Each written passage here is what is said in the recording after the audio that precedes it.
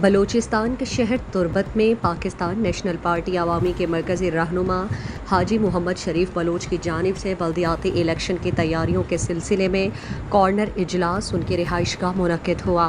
اجلاس کے مہمان خصوصی پارٹی قائد سید احسان شاہ کے فرزند اور پارٹی کے سینئر رہنما سید تیمور شاہ اور اعزازی مہمان اسفند یار بزنجو تھے۔ اجلاس میں دارجان سبزل حاجی کریم بخش سمیت دیگر پارٹی کارکنان بڑی تعداد میں موجود تھے۔ اجلاس سے سید تیمور شاہ نے خطاب کرتے ہوئے کہا کہ آپ سر کے 16 وارڈز ہیں، تمام وارڈ میں پی این پی عوامی کی جیت یقینی ہے۔ آپ سر ہمیشہ سے سید احسان شاہ کا گڑھ رہا ہے اور رہے گا۔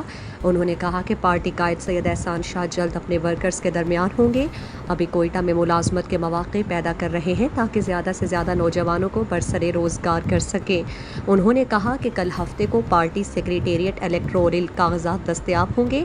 انہوں نے کہا کہ وہ خود صبح 10 تا شام 5 بجے پارٹی سیکریٹریٹ میں موجود ہوں گے۔ اجلاس میں نعیم شاہ، محمد اسلم درزئی، یاسین داد کریم، حاجی فدا، زرار میجر دل مراد، ملا سلیم، ماسٹر امام بخش، بابو مولا بخش اور دیگر موجود تھے۔ اجلاس کے آخر میں پی این پی عوامی کے مرکزی رہنما حاجی محمد شریف نے تمام شرکاء کا شکریہ ادا کیا۔